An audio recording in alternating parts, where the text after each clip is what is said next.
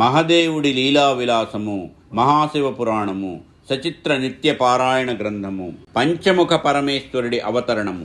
గిరీశం గణేశం గళే నీలవర్ణం గజేంద్రాదిరూఢం గుణాతీత రూపం భవం భాస్వరం భస్మనాభూషితాంగం భవానీ కళత్రం భజే పంచవక్త్రం.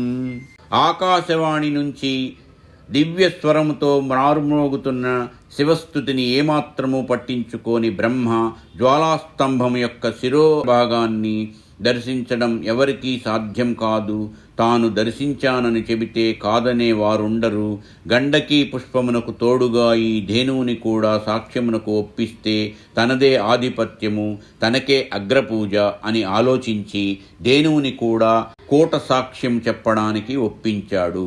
ఆ సాక్ష్యాలను వెంటబెట్టుకుని మరికొన్ని దినాలు ప్రయాణం చేసి బయలుదేరే చోటికి చేరుకున్నాడు. అచ్చట శ్రీమన్నారాయణుడు రుద్రగాయత్రి మంత్రమును జపిస్తూ ప్రశాంతముగా కనిపించాడు. బ్రహ్మ విష్ణుమూర్తిని పరికిస్తూ, ఏమి నారాయణ, ఈ జ్వాలాస్తంభ మూలము కనిపెట్టినావా అని ప్రశ్నించాడు. నారాయణుడు నిట్టూర్చి తన వైఫల్యాన్ని అంగీకరిస్తూ, లేదు నాయనా, నేనెంత ప్రయత్నించినా జ్వాలాస్తంభం మూలమెక్కడున్నదో తెలుసుకోలేకపోయాను. ఇది నా శక్తి సమర్థతలకు అతీతమైన మాయ, మహామాయ అన్నాడు. దర్శించలేకపోవడానికి, కనిపెట్టలేకపోవడానికి ఏమిటి ఈ స్తంభములోనున్న ప్రత్యేకత? దీని శిఖరాన్ని కనిపెట్టడం గొప్ప విద్య కాదు కాబట్టి ఈ జ్వాలాస్తంభపు శిఖరాన్ని అవలీలగా కనిపెట్టగలిగాను. దానికి సాక్ష్యం కూడా తెచ్చాను అన్నాడు బ్రహ్మ అహంకారముతో. సాక్ష్యమా? విస్తుబోయాడు విష్ణువు.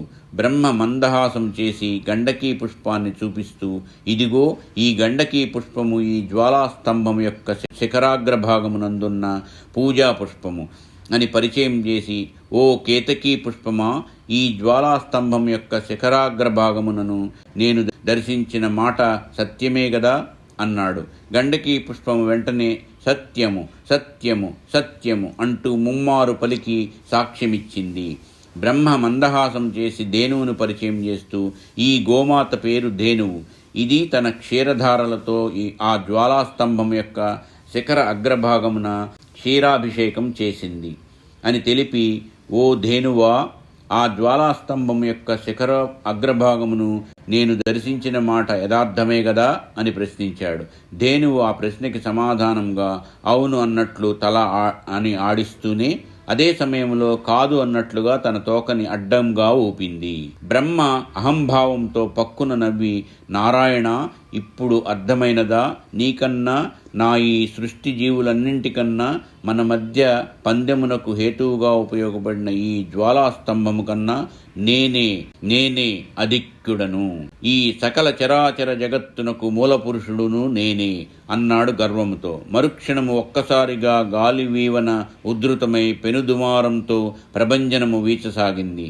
సృష్టి యావత్తూను తనలో లయం చేసుకోవడానికి ప్రళయం ముంచుకొచ్చిందా అన్నట్లు 14 భువనాలు ఏకకాలంలో కంపించసాగాయి. అంతరిక్షం దద్దరిల్లిపోయేలా గంటికారావములు ప్రతిధ్వనించసాగాయి. భువనాలు హోరెత్తిపోయేలా కోట్లాది శంఖారావాల ధ్వని విలయానికి సంకేతంలా మారుమోగసాగింది. వేలాది ఢమరుకాల ఢమఢమ శబ్దాలతో లోకాలను కంపింపజేస్తుంటే ఆ శబ్దరవాలు కర్ణభేరుల్లో ప్రకంపనలు సృష్టిస్తూ ఉంటే అరుణారుణ జ్వాలలతో వెలిగిపోతున్న జ్వాలాస్తంభమునందు ప్రత్యక్షమైనాడు పరమేశ్వరుడు. శిరస్సున గంగా, జటాజూటంపై నుంచి మకుటమణి భూషణంలా వెలుగులిస్తున్న చంద్రవంక, ముఖమున సూర్య చంద్ర నేత్రముల మధ్య పాలభాగమున అగ్నినేత్రము, వడలెల్లా తళతళా మెరిసిపోతున్న భస్మ త్రిపుండ్రాలు, పెడలో ఆభరణములా అలరలుతున్న కాలసర్పము, నడుముకి చుట్టబడిన శక్తిరూప వ్యాఘ్ర చర్మము, దక్షిణహస్తమున ఢమఢమలాడుచున్న శబ్ద బ్రహ్మస్వరూప ఢమరుకము, వామహస్తమున త్రికాల త్రిమూర్తి సంకేతాత్మకమైన త్రిశూలము, నీలకంఠముతో నీలమేఘఛాయ శరీరముతో పంచభూతాత్మలకు ప్రతీకలైన పంచముఖములతో అగ్నిలా వెలుగులా జ్వాలాస్తంభమునందు దివ్య దర్శనమిచ్చాడు మహాశివుడు.